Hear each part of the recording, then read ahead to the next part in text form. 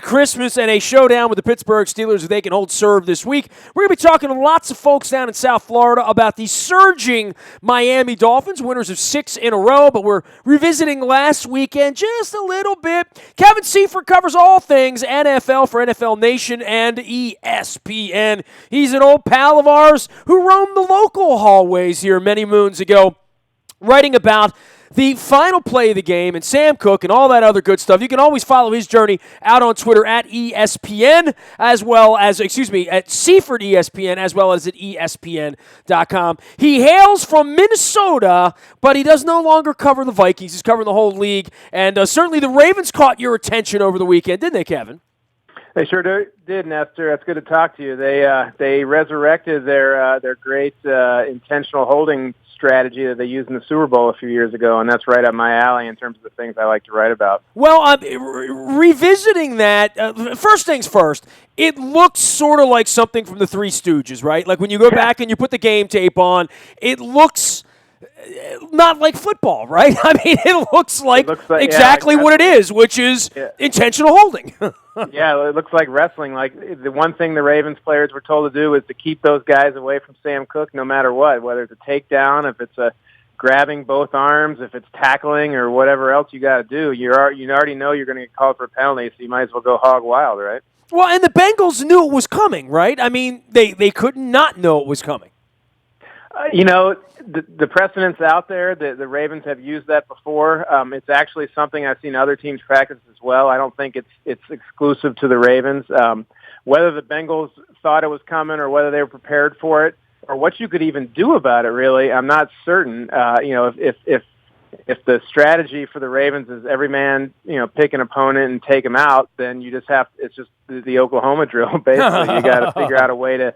You got to figure out a way to physically beat your guy, but he's got the advantage because he can hold. He's holding and grabbing and doing all the things you're really not supposed to do under the rules of holding. And so, I don't know if they knew it was coming. It was certainly something the Ravens have shown, but I don't know what they could have done, to be honest about it either. Well, and it is more of an insurance policy than anything else for John Harbaugh. The question would be, will it be brought up in a competition committee in some way? And obviously, you can't end the game on the penalty on one side of the ball, but not the other side of the ball. It does seem a little bit like if I were on the other side of it, I would think Bill Belichick was involved somehow, right? Yeah. I mean, it is funny how many people pointed out. It's funny to see the Ravens use something after John Harbaugh was so upset about the way the Patriots went about that ineligible number deal in the playoffs a couple years ago. But that was designed to confuse the officials, right? Yeah, it's not right. It's not entirely apples to apples because it's on one. The Patriots, I think their intent was to try to, perception was to try to get you to think that one thing was coming when in fact something else was coming, and because of your knowledge of the rules. And in this case, it was there's no secret about it. We're going to break the rules, but we prefer the consequence of that than of what else might happen if we follow the rules. And so, the problem is there is no consequence, right? Kind of, sort of, right? Yeah, the consequence is a 10-yard penalty, but the time had run out, and there's no untimed down added to the game unless my understanding is the penalty occurs in the end zone. And the NFL has so many rules on the books already and so many exceptions that it's possible it could come up in the competition committee, but we don't see this very often. We saw it from the Ravens in the Super Bowl. We saw it from the 49ers actually earlier this year where they had their 4 DBs intentionally hold and tackle 4 receivers from the Saints right before halftime, and they took the penalty, but it brought the clock down, and the Saints didn't have a chance to score a touchdown. They ended up having to kick a field goal, and then we saw the play the other day. So, the question is whether the NFL wants to create a rule and can create a rule that just administers to this specific thing without causing a whole bunch of other domino effects and unintended consequences. That would be the discussion. It doesn't come up too often, and it's not, to me, of like all the scandals that happen in the NFL, this is not among the top of them. This isn't like taking air out of footballs or something like that. Something major. Something crazy like that, or Bounty Gate or what have you. But it's possible that a team or more than a few teams or a few members of the competition committee, of which Marvin Lewis, happens to be one of, might address it and say, hey, let's try to figure out a way to stop teams from benefiting from breaking the rules and taking penalties. And so maybe that they could come up with a way to do that would only affect those handful of plays that we see every now and then without creating any sort of unintended consequences. But that's how the NFL gets itself in trouble sometimes. It comes up with a rule to ban a specific instance that they've seen every now and then it ends up somewhere down the line causing some issue that never would have been imagined. And so I'm not sure. The issue is you can't use it very often because the rule is you can't use it twice. If you use it a second time, then it becomes a palpably unfair act, and you basically just reverse the outcome of the play. So if for some reason Sam Cook had stepped out of bounds and there was still time on the clock, the Ravens would have had to punt. They would have had to kick or else kneel or do something else other than what they had just done, or else it would have been ruled a palpably unfair act, and the clock. The time would have been restored on the clock. And I love that, man. No one knows about the palpably unfair act rule, right? I mean, I mean, there's stuff in the rule book that I have to look up in the dictionary and find out what it means. And I guess palpably means obviously, something that there's no doubt that it's clearly an unfair act. And in most cases, it's the palpably unfair act thing is there if, say, a fan runs onto the field and tackles a player, sure, or if the team doctor runs on the field and knocks over somebody, or something that's just blatantly not within the realm of the game that happens. There's a way for the NFL to assume that the play that was on its way to happening would have actually happened were it not for this crazy unexpected thing. And so that's really why the palpably unfair thing is there in the first place, but it also applies to these situations. And we'll see if the NFL chooses to deal with it or if they're just okay with it happening every now and then. Oh, man, we are assessing all the lawlessness in the National Football League. Kevin Seifert, longtime NFL scribe. He's out in Minnesota covering all things for ESPN and NFL Nation. You can follow his journey at Seifert ESPN, just like George, Seifert. And let's get on to the field here, because there's plenty to talk about, especially here in Baltimore, where the Dolphins are coming in on a 6-game winning streak. The Ravens have obviously won enough to get them into a position. It's not pretty. It's not dominating in any way, and certainly the Steelers and the Bengals loom again later on in the year, and I think the Bengals are a wounded creature at this point. But the Ravens are in a unique position to steal a division here in a year when they might only win 9 games. Yeah. And I would not have expected that, given the competitiveness of the AFC North in the past few years. You're looking at the Bengals and the Steelers both making the playoffs last year, and really the Steelers being one of the trendy picks to challenge the Patriots for the Super Bowl, or at least to get into the Super Bowl from the AFC, given all the talent they have on offense and the things that they thought they had put together on defense. And as usual, they have run into some injuries and some suspensions and some misfortune, and all of a sudden they're right there in the pack there. And so this is anybody's division. I think it has come to be the case, and the Ravens have put together a team that's good enough to compete in this realm. And all you have to do is get there, as the Ravens have shown.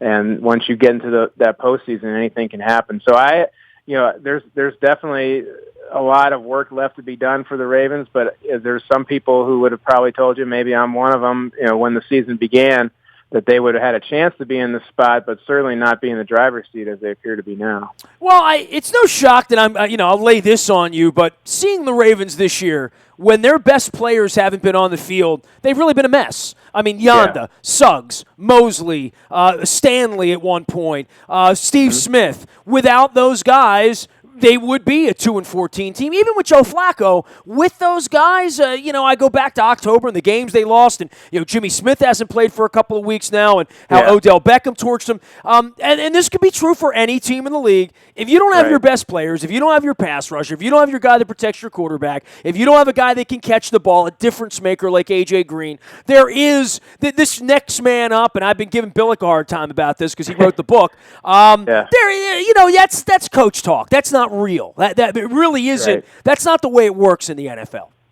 Well, I mean, we all have this idea that the great organizations are the ones with depth, and they've drafted great, and they've signed great free agents and street free agents, and they always have somebody ready to go. But that applies, I think, to certain positions more than others. When you lose a linebacker, an inside linebacker, maybe you have a guy who can step in and be almost as good. If you lose a safety, if you lose a tight end. But every team is built around, probably 10, 11 core top-tier players or people that they need to be top-tier players.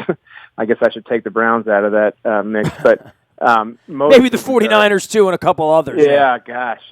But Ravens among them, that you have certain positions and certain players that if they are not going to be on the field for you, you're not going to be as good. And a lot of times that's your left tackle, it's your top receiver, it's your quarterback, it's your running back, and it's your best and your playmaker on defense. And if you don't have those guys, there's just not enough of those guys to go around for many teams to have multiple people or multiple, a depth chart with multiple guys at the same spot to be able to pick that up. So while overall it's better to have good depth than not have good depth, it's just often injuries are so random and such a crapshoot in terms of how teams can stay competitive or not, is whether those probably 10 or so guys out of 53 managed to be on the field for most of the season. Well, I guess for the Ravens, the defense has been very good, and we're seeing a kicker now, and I know you like writing about history and, how statistics and how things relate in the rule book and whatnot.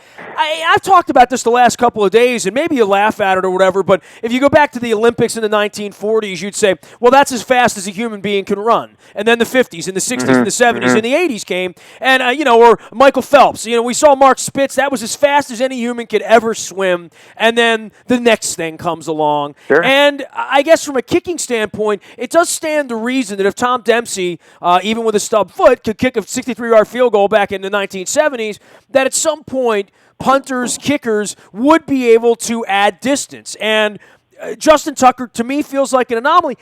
Kevin, there was a 52, 54, and 57-yard field goal, not in Denver, not in a dome, not in Mexico City. It was a 42-degree windy day in Baltimore, and any of them would have been good from 65 or 70. Yeah, and I don't want to take anything away from him in terms of his leg strength because it's obviously, as you say, lights out, but what's, to me, amazing about Justin Tucker is the accuracy, though. I mean, that through NFL history, kickers have had strong legs, but to be able to maintain accuracy over that distance is what's so difficult, at least the most difficult. And some of that's a psychological, mental thing, and some of it's that some kickers think they need to have a different set of techniques for longer kicks, and he just has the same process that just he'll drill a 57-yard field goal with the same way and the same trajectory as he does a 25-yard field goal, and that's what's, to me, inexplicably different about him than most of the kickers is that in the league, maybe you take an Adam Vinatieri and put him in the same category, at least in his prime, is how these guys control the ball over such a long distance, not just how they kick it, because I think the leg strength, as you mentioned, Tom Dempsey or what have you, I mean, the leg strength to physically push a ball 50 plus, 60 plus yards has been there for a while, but the ability to control it and to be accurate has not, and that's really what is impressive about Justin Tucker, in my opinion. Well, and then you have the extra point issue that we all knew would – they talk about ways to make the game more interesting, right? And I know you sit in these stadiums like I do. I was down in Dallas last week, and as much money as they spent in that stadium, that stadium's about everything other than the football game. And I don't know that, if you're really trying to engage people, you want to make the game better. One of the reasons we hate these reviews and the timeouts is, the longer it lasts, the better, the less good we think it is, right? But in the case of the extra point, here's something that they could have done years and years ago that was obvious to everybody how quote-unquote easy extra points were. And now they've really made it a game strategy and a weather strategy, and here come the Ravens with a kid that can kick the ball 55, 57 yards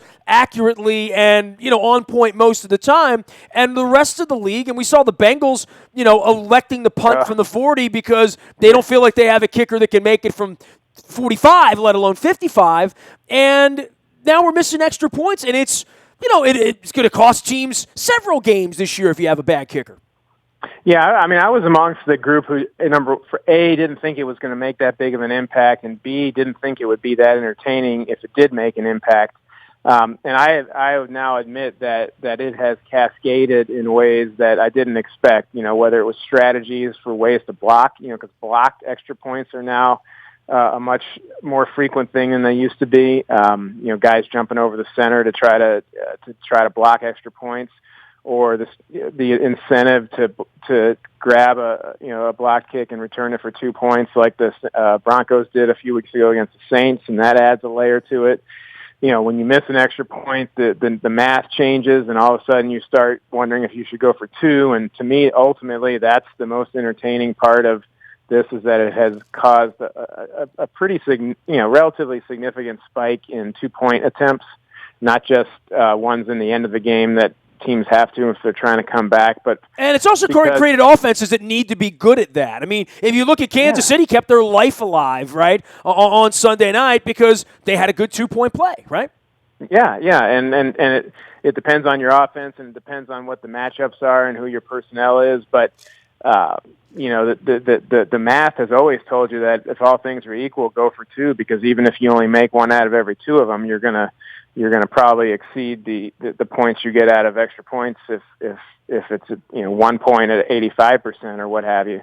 So that has added, to me, what I would love to see, and maybe it'll get to this at some point, because I still don't think that, I don't know how many fans are enjoying watching kicks missed. To me, if they would put and I know John Harbaugh is against this, and we'll explain why in a minute, but if they would put the ball at the 1-yard line for everything, for the extra point or the 2-point conversion, then the incentive to go for 2 would rise significantly. Because you talk to coaches and it really opens. It sounds silly, but it really opens up the playbook to have a 1-yard play rather than 2, because you can run it just as easily as you can throw it. And the times that we've seen by penalty or what have you, when the ball is at the 1, you see 2-point conversions go about 75% of the time. And so that to me, if you get to a point where people are going for 2 and they're making 75% of them, that's the most interesting point after play that you could see, rather than a kick from 33 yards. So maybe one day they'll do that. But in the end, and I know John Harbaugh doesn't like it because he thinks people might line up in sort of a rugby style play and just push the quarterback over use a big quarterback and just push him over the line. But whether that would happen, I guess, remains to be seen. But to me, they have absolutely accomplished the goal of making the play after a touchdown more interesting than what it was.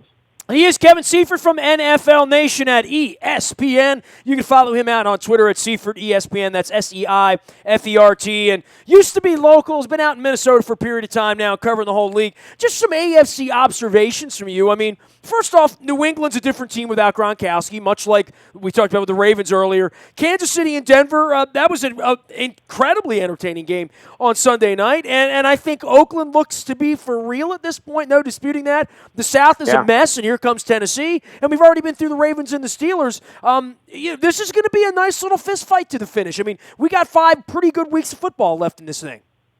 We are, and there was definitely a point, when Tom Brady got back and the Patriots were rolling, when you said, the AFC is, they're going to run away with the AFC, and especially when it looked like the Steelers were going to be struggling. And I don't think anybody was really counting on the Raiders to be challenging them, but at the moment they have the same record, and it could come down to tiebreakers in terms of who gets home field advantage throughout the playoffs. And could you imagine having the AFC Championship game at that stadium in Oakland? How great would that be? At least we're 1-0 in AFC Championship games in Oakland, true. so I'm very happy with that. I remember that. Yeah, that worked out well for the Ravens for sure back in the Billick days. But that would be entertaining for sure to see that. But I really think the Raiders are legitimate. I mean, what do you have to do to have a great season and make a playoff run? You have to have great quarterback play, and you need a pass rush, and they've got both of them in a big way. And so Derek Carr showed a lot of people his toughness yesterday by coming back after that gnarly on Sunday with that gnarly dislocated finger, and he really has answered every possible question you could ask about him. They got Khalil Mack rushing the passer, and Irvin, and a whole bunch of other guys on that defensive front, and that's really a formula for extended success. And so they have emerged as a legitimate threat to the Patriots, and I would not rule them out as a possible number 1 seed. The Broncos definitely did themselves some damage with that Sunday night loss. even a tie would have been better against the Chiefs than a loss, obviously, because a tie counts half a win in the standings. But Gary Kubiak went for the win. He was aggressive. He leads in his team, but in the end, he also thought he had a field goal kicker who could kick a 62-yarder, and I think the guy in Baltimore might be the only person I would trust to do that. Not even in thin air. Yeah, no. I mean, would Justin Tucker make a 62-yarder in Denver at a night game? And I don't know. I mean, that's probably on the edge of his range as well, let alone Brandon McManus. But I remember Justin Tucker hitting a kicker on a pretty cold day in Denver. It was pretty good. So yeah. Had some fun there too. I was at the game. I think in Detroit but it was obviously a dome. The snowy night. I remember that. Yes. It was a beautiful night in the dome, and I think he hit a 61-yarder maybe to win the game, and so that's certainly precedent. But anyway, but the Broncos they did themselves some damage, and we'll see if they're able to come back from it, or if the Chiefs can end up winning that division. Last thing for you, I know you're going to get a little bit of the star treatment this week with the Cowboys and the Vikings. You buying what the Cowboys are selling? I certainly am. Oh, it's hard not to. I mean, they now have a 2.5 game lead over the Seahawks in the NFC, and would really have to collapse to not be the top seed in the division. And while that stadium is probably not the biggest home field advantage in the league by any stretch of the means, it would just demonstrate the way they've just crushed the season if they were able to clinch that home field advantage in the top seed, and they've got a lot. There's a lot of people who still don't believe in their defense, but we're now 11, 12 weeks into the season, and they still haven't really had a really bad game. And same goes for the quarterback. I mean, Dak Prescott is a rookie quarterback. We all expect there to be ups and downs. There hasn't been really a down. Maybe the first game of the year, but when they lost. But beyond that, he's been lights out, and he and Ezekiel Elliott have really benefited from that offensive line, and it's the Cowboys have proved to know more about building a team than we probably gave them credit for. At least the Jones. Yeah, Jerry only looks dumb. He's dumb like a fox, right? Yeah, it did take him 22 years. Yeah, and they haven't won anything yet. Yeah, I know, and a lot of the decisions have been the Suns, but good, who cares? They made a lot of smart personnel decisions, and it's definitely paying off.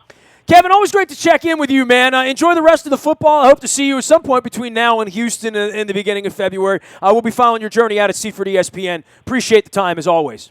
Well, thanks for having me, Nestor. Great insights, as always, from Minnesota. Kevin Seaford writing about the Ravens' final play and Sam Cook and John Harbaugh. You can go read that out at ESPN and NFL Nation. You can find me in the Buy a Toyota Audio Vault 24 hours a day from anywhere in the world on your mobile device by downloading the TuneIn Radio app. Our morning newspaper ships to your email inbox at 7 a.m. every morning. That's brought to you by our friends at Planet Fitness at planetfitness.com. Also, our text service. It's the best thing we do. Any breaking news this week from the Orioles, who knows what the labor situation is going to be there. You'll get it first in the WNST text service. That is brought to you by Coons Ford of Security Boulevard, and Dennis Colatzos will be here on Thursday. Wednesday night, we will be at Christopher Daniel in Timonium. We will have Zach Orr, Ravens leading tackler, along with Anthony Levine from the special teams unit, out having some laughs, having some fun, talking about some football. Wednesday night, Christopher Daniel, Timonium. Also swabbing for the Bone Marrow Registry for There Goes My Hero. We'd love to see you in Timonium Wednesday. And then Thursday, Dennis Pitta joins us in Hampstead, Greenmount Station up in Carroll County. We'll be there at 7:30 as well. We'd love to see your face in the place. I'm Nestor. This is WNST.net, AM 1570 and WNST Towson, Baltimore. And we never stop talking Baltimore sports.